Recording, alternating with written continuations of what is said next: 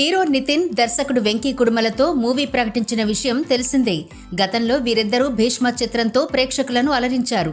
Rashmika Mandanna heroine గా నటించిన Bhishma super hit కొట్టింది. భీష్మ అనంతరం నితిన్ చాలా సినిమాలు చేశారు, కానీ ఒక్కటి కూడా హిట్ కాలేదు.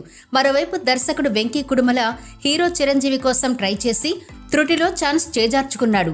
భీష్మ మూవీ చూసిన చిరంజీవి వెంకీ కుడుమలకు ఆఫర్ ఇచ్చాడు. ఈ క్రమంలో స్క్రిప్ట్ డెవలప్ చేసి వినిపించాడు. చిరంజీవి కూడా ఇంప్రెస్ అయ్యారు. ఎక్కడ తేడా కొట్టిందో తెలియదు కానీ వెంకీ కుడుమలను చిరంజీవి పక్కన పెట్టేశారు. దీంతో మరలా నితిన్ వద్దకొచ్చాడు. ఈ మూవీ ప్రకటించి చాలా కాలం అవుతుంది. ప్రస్తుతం షూటింగ్ జరుపుకుంటోంది. రష్మిక మందనను హీరోయిన్ గా మరోసారి వెంకీ కుడుమల రిపీట్ చేయాలని అనుకున్నాడు. చలో మూవీతో రష్మిక మందనకు వెంకీ కుడుమల బ్రేక్ ఇచ్చాడు. ప్రకటన వీడియోలో కూడా రష్మిక మందన నటించింది. మైత్రి మూవీ మేకర్స్ నిర్మిస్తున్న నితిన్, వెంకీ కుడుమల చిత్రం నుండి సర్ప్రైజ్ అప్డేట్ వచ్చింది. గణతంత్ర దినోత్సవాన్ని పురస్కరించుకుని చిత్ర టైటిల్, కాన్సెప్ట్ టీజర్ విడుదల చేశారు. డబ్బు చాలా చెడ్డది, అన్నదమ్ములు అక్క చెల్లెళ్ళు మధ్య చిచ్చు పెడుతుందంటూ నితిన్ వాయిస్ ఓవర్ తో టీజర్ మొదలైంది.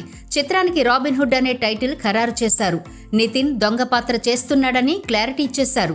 భారతదేశంలోని ఆస్తులు ఉన్న అన్నలు, ఆభరణాలు ధరించిన అక్క చెల్లెళ్ళు తన చుట్టాలు అంటున్న హీరో నా వాళ్ల దగ్గర అవసరానికి తీసుకుంటే తప్పేంటి అని లాజిక్ మాట్లాడుతున్నాడు. హీరో క్యారెక్టరైజేషన్ అదిరిపోయింది.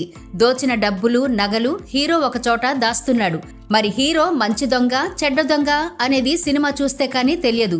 ఈ ప్రాజెక్టు నుండి రష్మిక తప్పుకున్నట్టు వార్తలొచ్చాయి. అది నిజమే అని తేలిపోయింది. కాస్టింగ్ నుండి ఆమె పేరు లేపేశారు. రాబిన్ హుడ్ చిత్రానికి జీవి ప్రకాష్ సంగీతం అందిస్తున్నాడు.